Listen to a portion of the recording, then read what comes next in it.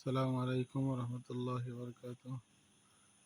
প্রিয় দর্শক, কাছে কিংবা দূরে, দেশে কিংবা বিদেশে, যে যেখান থেকে দেখছেন আমার ইউটিউব চ্যানেল, আপনাদের প্রত্যেককে জানাই আন্তরিক অভিনন্দন ও শুভেচ্ছা।